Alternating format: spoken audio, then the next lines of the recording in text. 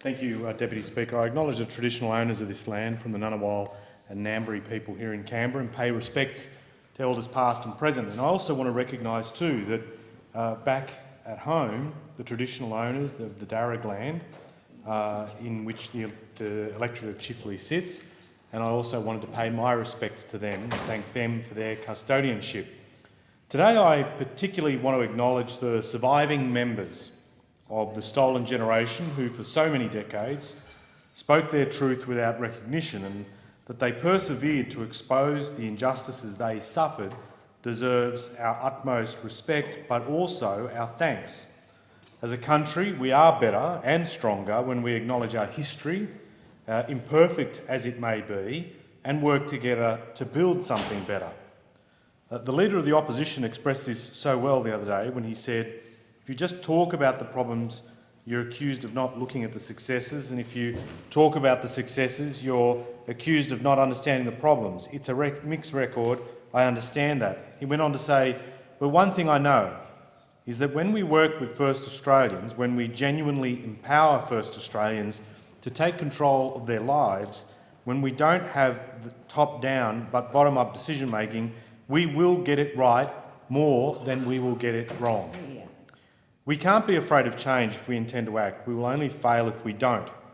When there is so much to improve, action is essential. I also wanted to recognise as well the determination and decency of many in the previous Labor government that were absolutely focused on the need to ensure that we not just said sorry, but that we acted to improve the lives of so many who'd been affected. And I want to place on the record our thanks to Prime Minister Kevin Rudd, and also the support that he got from the member for Jagajaga, Jenny Macklin, who had for many years been championing this cause. And as I'd reflected with her the other day, it would be tremendous to be part of a national milestone in the way that so many people were, but to also do something that was right and was a long time in coming. As I said, this Parliament as well is at best when it speaks with a sense of unity and respect, when it's acting for all Australians, and when it is looking to the future. And I believe that as we reflect on the apology, we see Parliament doing just that. The apology acknowledged our past. It was a crucial step in moving forward together. Recognition by the Prime Minister allowed and encouraged more Australians to share and voice the same sentiments. The apology is a moment in our country's history that I certainly hold close to my heart, as many others do, and over time I've had the honour of representing the Chifley electorate. During that period of time, I've never failed to be amazed and inspired by the work of a variety of Aboriginal groups in the Chifley electorate. There are the Darug people, the traditional owners of the land, but there are also Indigenous peoples from all over Australia who now call the suburbs within Chifley home and contribute to our vibrant community. I'm honoured to call elders like Uncle Greg Sims, Uncle Wes Mahon, Auntie Jenny Ebsworth, Auntie Rita Tobin, my friends, and people that I rely upon for counsel and advice. As I reflect on the apology 10 years on, I can't help but think of the generous response from Aboriginal and Torres Strait Islanders, which was and is in some ways the more remarkable act. These proud communities have led the spirit of healing over many years and provided a true sense of true service to our nation. And in Chifley, this exemplary leadership has been demonstrated in many small and large ways. And I'd like to touch on some of these now. Big event is the Reconciliation Walk and Concert every May, which spreads the message of reconciliation and gives a meeting place to honour our Indigenous elders, provides a stage for artists and encourages young people to enjoy a few moments to display their blossoming talent. Chifley's got the largest urban Aboriginal population in the country. Many Aboriginal people in the electorate are either members of the stolen generation or direct descendants. The apology made by former Prime Minister Rudd was an enormously healing moment for many in our electorate, and they continue to commemorate this historic occasion. This year the walk will take place for the 21st time, led again by Mount Drilton District's Reconciliation Group and its many volunteers. The spirit of the event makes it one of the most significant dates for me personally every single year. and I look forward to continuing my involvement. And I'd certainly encourage people that live within the electorate of Chifley to get involved and share in this celebration. While recognising our past, I'd also encourage local businesses to get behind the event, which attracts so many people each year. It's such an important date in our community calendar. But every day in Chifley there are programs and there are people working to support our Indigenous population and our community more broadly.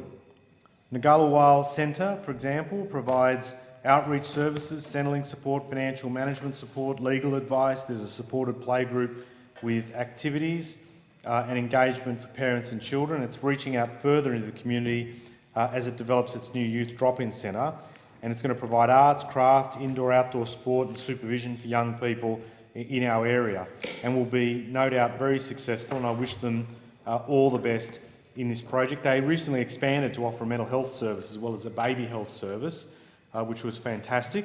And again, these are invaluable services and I congratulate them. Murrin Wajala, another instrumental organisation supporting the community, providing both one-on-one and group addiction services and combating addiction for those people that are struggling with that in our community, and providing chronic care for those suffering long-term illnesses.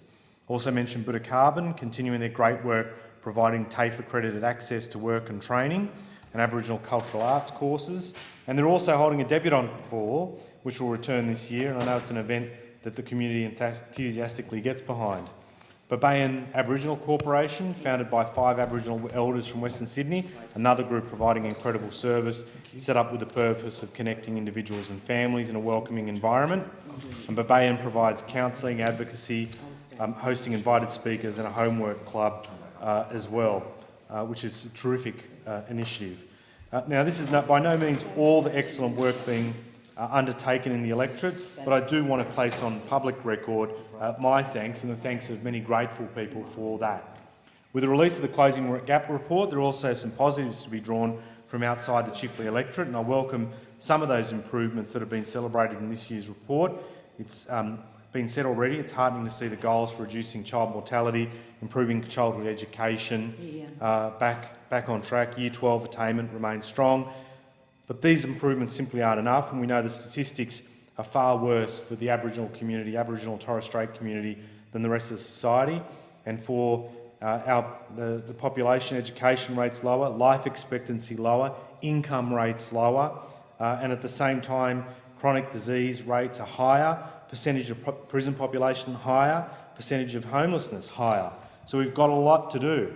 And that's why I welcome the announcement by federal Labor on approaches we've set ourselves on. For example, we've said that we'll establish a Stolen Generations Compensation Scheme to support intergenerational healing. We've listened to First Australians who've called for justice targets to reduce incarceration rates, and we've called on the government to urgently sign up to the remote Indigenous agreement with the states, and we'll also hold a national summit for our First Nation children. Can I just say, I want to make these closing remarks. Closing the gap is not a statistical ambition. It is designed to bring the nation together with a sense of unified purpose to right wrongs and to build better futures. It is important we all work together on this. But I cannot, unfortunately, fail to reflect on these 2 events that occurred this week.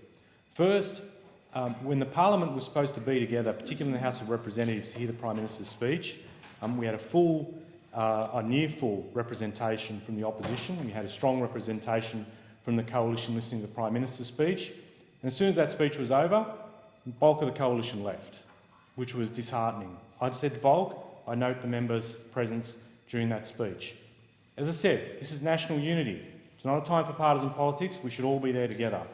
The other thing too is, and I think the Prime Minister is well aware of this, his failure to attend the national breakfast yesterday, recognising the 10-year anniversary of the apology, was something that had saddened a lot of the participants there and was reflected upon publicly.